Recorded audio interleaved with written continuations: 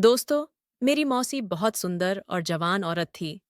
मेरी मौसी की उम्र करीब 30 साल होगी, लेकिन मेरी मौसी को देखकर कोई यह नहीं कह सकता था कि वह 30 साल की है। एक दिन रात में मौसी ने मुझे अपने कमरे में बुलाया।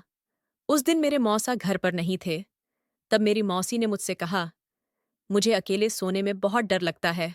ऐसा कहकर मौसी ने मुझे अपने कमरे में सुला लिया। उसके बाद मेरे साथ जो हुआ, उसे हम कभी सोच भी नहीं सकते थे। तो चलिए दोस्तों, कहानी को शुरू करते हैं। नमस्ते दोस्तों, आज की इस कहानी में आपका स्वागत है। दोस्तों, मेरा नाम रवि है दोस्तों। मेरे मम्मी पापा के गुजरने के बाद मेरी जिंदगी पूरी तरह बदल गई, क्योंकि मेरे फैमिली में अब कोई भी नहीं है और अब कोई भी रिश्तेदार मुझे अपने पास रखने को तैयार नहीं था। उस समय मेरी उम्र लगभग 16 साल थी। जब मेरे मम्मी पापा का अंतिम संस्कार हुआ, तब मेरे सारे रिश्तेदार मुझे अकेला छोड़कर चले गए। मुझे समझ नहीं आ रहा था कि अब मैं क्या करूं। तभी मेरी मौसी ने फैसला किया कि वह मुझे अपने घर ले जाएगी। मौसी ने कहा, तू मेरी बहन की आखिरी निशानी है, मैं तुझे अकेला नहीं छोड़ सकती। लेकिन मेरे मौसा को यह पसंद नहीं आया।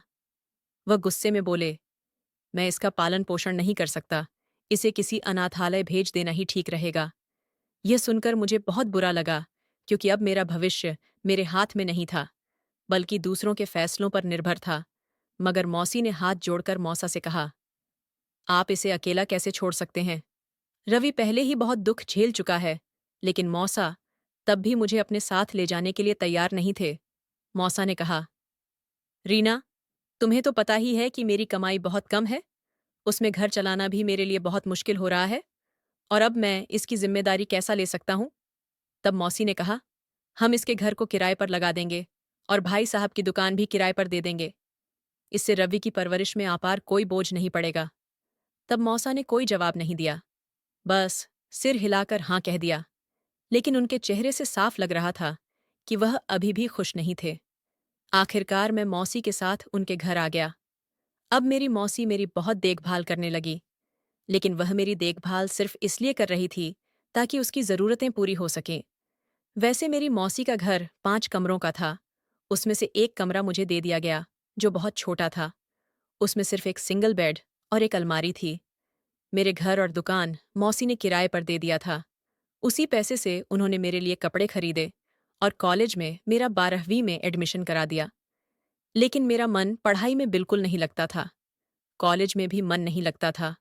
हर समय माँ पिताजी की याद आती थी। तब मैं अक्सर अकेला रहता और किसी से ज्यादा बात भी नहीं करता। एक दिन मैं अपने कमरे में बैठा माँ पापा को याद करके रो रहा था। तभी मौसी अंदर आई।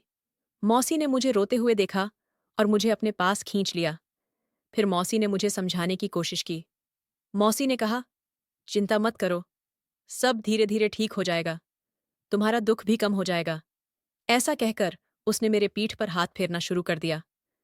कुछ देर बाद अचानक मुझे अजीब सा महसूस होने लगा। मेरे पूरे शरीर में एक अजीब सी सनसनी दौड़ गई और मैं डर गया। तब मेरे दिमाग में हजारों सवाल घूम रहे थे। अब क्या होगा? इस स्थिति से कैसे बाहर निकलूं? तभी मौसी ने फिर से मेरी पीठ पर हाथ फेरना शुरू कर दिया। तभी मैंने महसूस किया कि उसने नीचे कुछ भी नहीं पहना था। उस समय मौसा घर पर नहीं थे। वैसे भी मौसा को आने में हमेशा देर हो जाती थी, लेकिन उस दिन मैंने हिम्मत करके मौसी को खुद से दूर कर दिया। तब मैं मौसी की आंखों में देखने से बचने की कोशिश किया, लेकिन तभी उसने मेरे हाथ पकड़ लिया। फिर वह मेरे हाथ पर लगी चोट को देखने लगी, क्योंकि 2 दिन पहले एक छोटा सा हादसा हुआ था, जिससे मेरे हाथ में हल्की चोट आई थी। मौसी ने कहा, यह तो बहुत गहरी चोट है, मैं दवा लगा देती हूँ। मगर मौसी के इस व्यवहार से मुझे अजीब लगने लगा था। मैंने उसे रोकते हुए कहा, नहीं, मैं खुद दवा लगा लूंगा। उस दिन के बाद से मौसी के व्यवहार में बड़ा बदलाव आने लगा। अब वह घर में छोटे और तंग कपड़े पहनकर घूमने लगी। सुबह के काम निपटाकर मौसी मेरे कमरे में आ जाती और सहारा देने के बहाने कभी मेरे कंधे, कभी मेरी पीठ, तो कभी मेरी कमर पर हाथ फेरने लगती। मैं हर बार उसका हाथ हटा देता, लेकिन वह पीछे नहीं हटती थी। एक दिन उसकी हरकतों से मुझे बहुत गुस्सा आ गया। मैंने साफ कह दिया, मौसी, मेरी देखभाल करना बंद करो। मैं अब ठीक हूँ और जो कुछ हुआ उसे भूल चुका हूँ। अब मुझे पढ़ाई करनी है। प्लीज मेरे कमरे से बाहर जाओ। तब मेरी बात सुनकर मौसी थोड़ी चौंक गई, लेकिन उसने अपना व्यवहार नहीं बदला। जाते जाते वह मुस्कुराकर बोली, रवि, आज रात तुम्हारे लिए तुम्हारे पसंद की खाना बना रही हूं। तब मैंने सीधे मना कर दिया और कहा, नहीं, मुझे नहीं चाहिए। आप मौसा की आर्थिक स्थिति देखते हुए खाना बनाओ। उन्होंने मुझे यहाँ रहने दिया, यही मेरे लिए बहुत बड़ी बात है, और मुझसे इस तरह की फरमाइश मत करो। तब मैं गुस्से में बोल रहा था, लेकिन मौसी ने मुझे शांत करते हुए कहा, तू मेरे लिए बहुत खास है, मैं तुझे कभी अकेला नहीं छोड़ सकती हूँ। इतना कहकर मौसी कमरे से बाहर चली गई। रात को जब मौसा घर आए और टेबल पर खाना देखें तो गुस्सा हो गए। फिर उन्होंने मौसी से कहा, रीना, मैंने तुमसे कहा था कि मेरी हालत के हिसाब से खाना बनाओ। मेरे पास इतने पैसे नहीं हैं कि मैं किसी को भी कुछ भी बनाकर खिला सकूं। तब मौसा की यह बातें सुनकर मुझे बहुत बुरा लगा। तभी मैं प्लेट में खाना लेने ही वाला था, लेकिन उनके शब्दों ने मेरी भूख खत्म कर दिया। तभी मौसी ने देखा कि मैंने खाना की प्लेट अलग सरका दिया, तो इस पर वह बोली, रवि बेटा, तुम इनकी बातों पर ध्यान मत दो। फिर वह मौसा से बोली, यह खाना तुम्हारे पैसों से नहीं बनी है, ये रवि के घर और दुकान के किराए के पैसों से बनी है। ये सुनकर मौसा को और गुस्सा आ गया। उन्होंने कहा, अगर अब तुम इस तरह हिसाब रखने लगी हो तो ठीक है, ये खाना मेरे पैसों से नहीं बनी, तो मैं इसे क्यों खाऊंगा। इतना कहकर वह गुस्से में उठकर चले गए। तभी मौसी ने गुस्से में कहा, तुम इस तरह का तमाशा क्यों कर रहे हो? मैंने कब कहा कि तुम इसे मत खाओ? तब मौसा गुस्से में अपने कमरे में चले गए। इधर मैं भी बहुत परेशान हो गया, क्योंकि एक तरफ मौसा मुझसे हमेशा गुस्से में रहते थे और दूसरी तरफ मौसी मेरे साथ अजीब हरकतें करने का मौका ढूंढती रहती थीं। अगर मौसा को यह पता चल जाता कि हमारे बीच ऐसा कुछ हो रहा है, तो वह मेरे और मौसी के साथ क्या करेंगे? ये सोचकर ही मेरे रोंगटे खड़े हो जाते थे। तब मैं यह सब सोचते हुए अपने कमरे की तरफ बढ़ा। तभी मौसी ने मेरा हाथ पकड़ लिया और बोली, छोड़ो ना, उनका तो रोज का ही ड्रामा है। तुम बस बैठो, तुम्हारे लिए ही मैंने खास कर स्पेशल खाना बनाई है। और मेरी इच्छा ना होते हुए भी मुझे उसे खाना पड़ा। फिर मैं खुद ही अपनी थाली में खाना लेने लगा। तभी मौसी बोली, आज मैं तुम्हें अपने हाथों से खिलाऊंगी। फिर वह एक को और मुझे खिलाती और दूसरा खुद खा लेती। तब उसकी नज़रें अजीब तरह से मुझ पर थीं। वह मेरी मौसी थी, लेकिन उसकी हरकतें देखकर मेरे मन में अजीब अजीब ख्याल आने लगे। तभी वह बोली, रवि, तुम्हें देखकर लगता ही नहीं कि तुम सिर्फ 16 साल के हो, बल्कि तुम तो किसी फिल्म के हीरो जैसे लगते हो। दोस्तों, मौसी भी किसी हीरोइन से कम नहीं थी, लेकिन उसकी हरकतें बहुत अजीब थीं। शायद इसी वजह से वह मुझसे इतनी करीब आने की कोशिश कर रही थी। मौसी की शादी को 8 साल हो चुके थे, लेकिन अभी तक उनका कोई बच्चा नहीं हुआ था, और शायद इसीलिए वह और मौसा हमेशा झगड़ते रहते थे। जब भी मौसा घर आते, तो किसी न किसी बात पर दोनों में बहस हो जाती थी। एक दिन मैं नहाकर वॉशरूम से बाहर निकला और बाल पहुंचते हुए अपने कमरे में चला गया। तभी मौसी मेरे कमरे में आई और बोली, रवि, नाश्ते में क्या खाओगे? तब मैंने जवाब दिया, मौसी, जो रोज बनता है वही खा लूंगा। इतना कहकर मैं फिर से तौलिए से अपने गीले बाल पोंछने लगा। तब जल्दी में होने के कारण मैंने तौलिया टेबल पर ही रखा और कॉलेज के लिए तैयार होने लगा। तभी मौसी मेरे पास आई और बोली, तुम्हें तो अपनी देखभाल करनी भी नहीं आती। फिर उसने मेरा हाथ पकड़कर मुझे बेड पर बैठा दिया और खुद तौलिया लेकर मेरे बाल पोंछने लगी। तब मुझे यह सब बहुत अजीब लग रहा था, क्योंकि मैं अब छोटा बच्चा नहीं था कि मौसी मेरे सारे काम करें। मैंने उसे रोकने की बहुत कोशिश किया, लेकिन तभी अचानक दरवाज़ा खुला और मौसा सीधे कमरे में आ गए। मौसा यह सब देखकर गुस्से में लाल हो गए। फिर उन्होंने गहरी आवाज में कहा, तुम्हें सिर्फ इसकी ही चिंता है। बाहर आओ और मुझे नाश्ता दो, मुझे देर हो रही है। इतना कहकर मौसा गुस्से में कमरे से बाहर चले गए।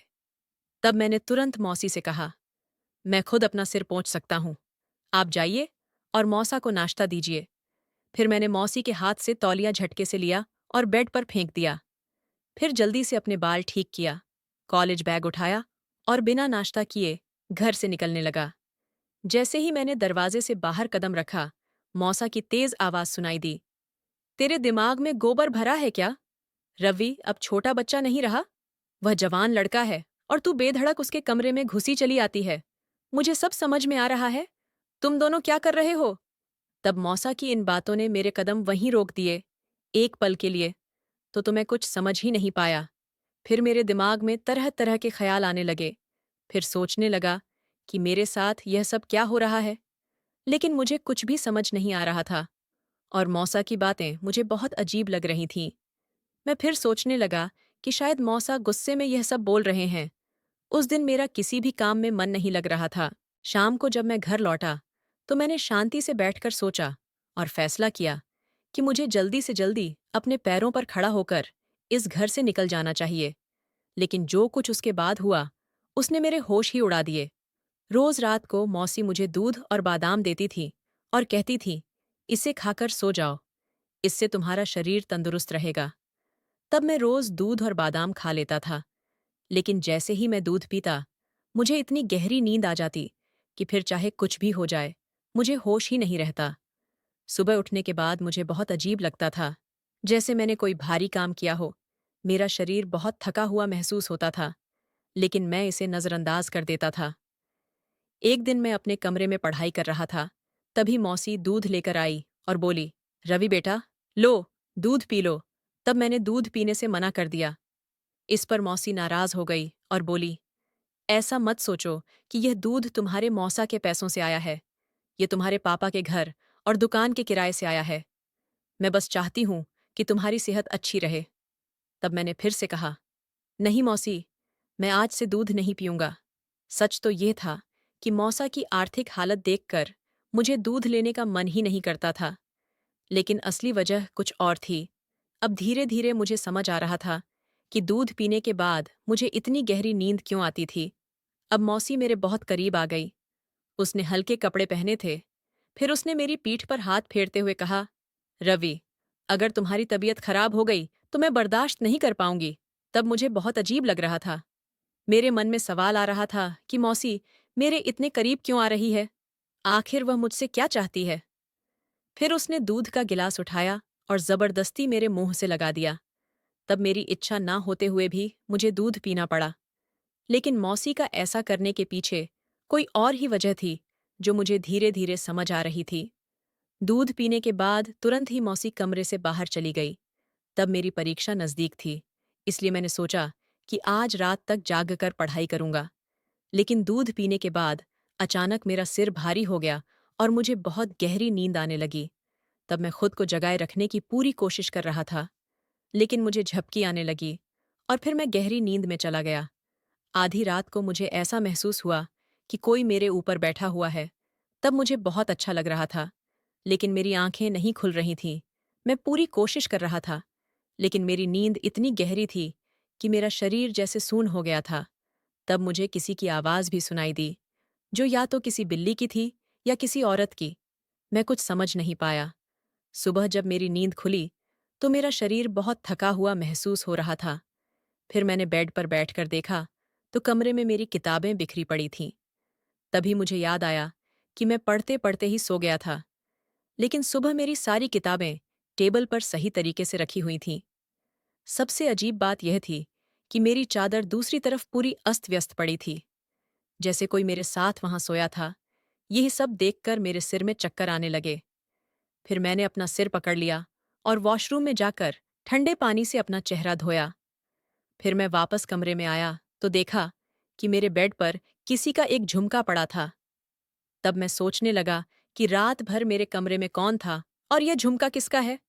फिर मैंने झुमका उठाया और सोचते हुए वहीं बैठ गया।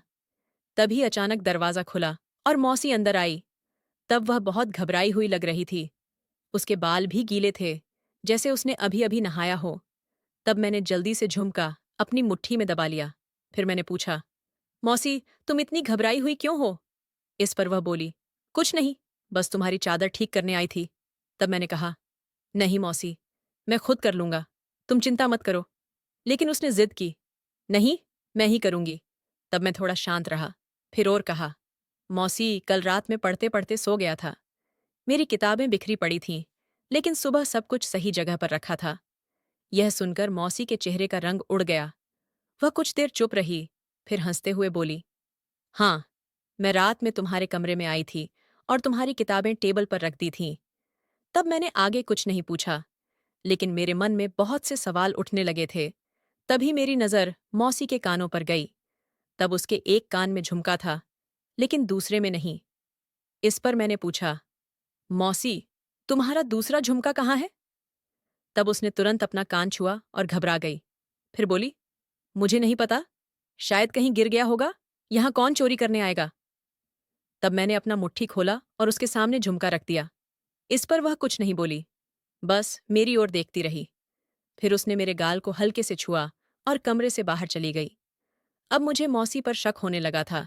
मैंने उससे दूरी बनाना शुरू कर दिया, लेकिन मैं ज्यादा दिनों तक दूर नहीं रह सका। धीरे धीरे मासी की तबीयत खराब होती गई। उसे कुछ भी हजम नहीं हो रहा था और अब वह घर के काम भी नहीं कर पा रही थी। मौसा उसकी हालत देखकर बहुत परेशान थे। आखिरकार मौसा उसे डॉक्टर के पास ले गए, लेकिन डॉक्टर ने जो कहा उसे सुनकर मौसा के होश ही उड़ गए। फिर मौसा मौसी को घर लेकर आए और उस पर बहुत गुस्सा करने लगे। तब मैंने पहली बार मौसा को इतना गुस्से में देखा था। तभी मौसा चिल्लाकर बोले, तूने ये पाप कब किया? तेरे तेरे पेट में किसका बच्चा है? तूने मेरे साथ धोखा किया।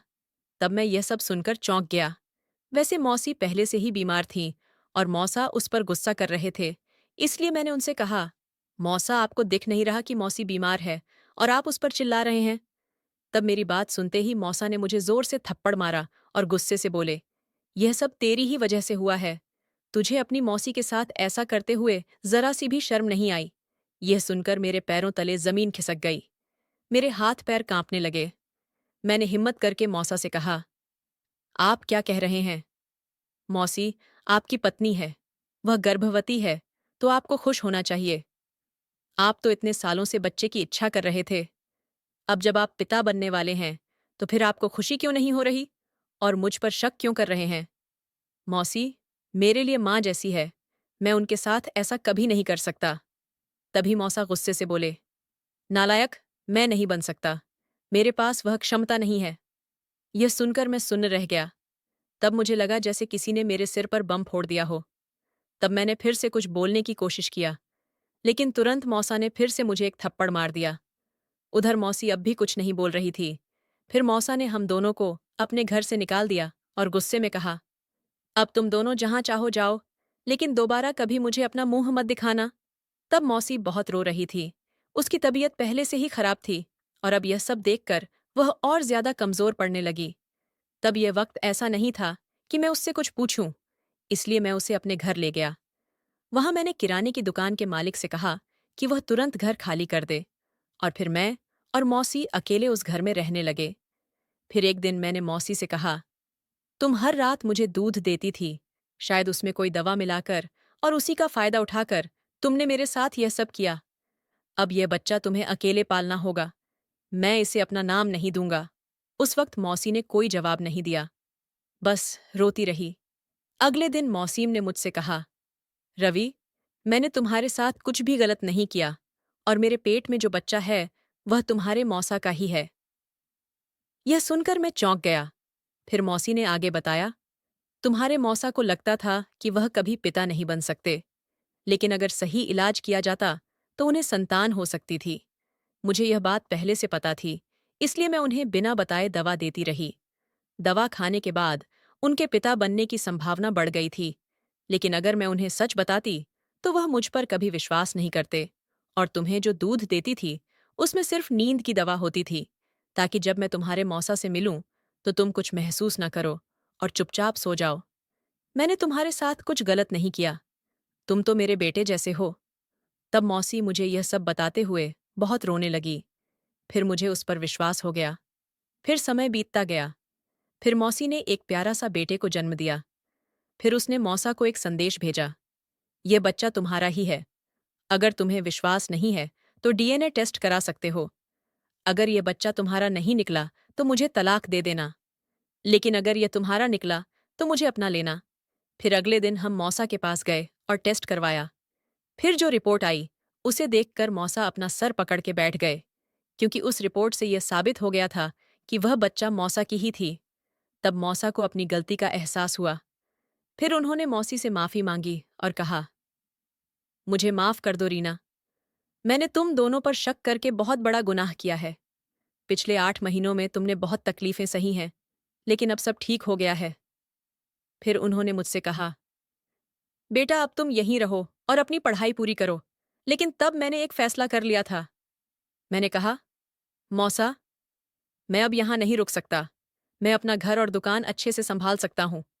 तब मौसा ने मेरी तरफ देखा और कहा, मैंने कभी तुमसे प्यार से पेश नहीं आया, हमेशा तुम पर गुस्सा करता था, लेकिन फिर भी तुमने अपनी मौसी का इतना ख्याल रखा। तब मैंने बस हल्की सी मुस्कान दिया और वहां से चला गया। फिर मैंने अपने घर और दुकान को अच्छे से संभालना शुरू कर दिया। तो दोस्तों, आपको ये कहानी कैसी लगी? कमेंट करके ज़रूर बताएं। अगर आपको ये कहानी पसंद आई हो तो इसे लाइक करें और अपने दोस्तों के साथ शेयर करें। आगे भी ऐसी ही रोमांचक कहानियों के लिए हमारे चैनल को सब्सक्राइब करें और बेल आइकन दबाना ना भूलें, ताकि आप हमारी कोई भी कहानी मिस ना करें। धन्यवाद।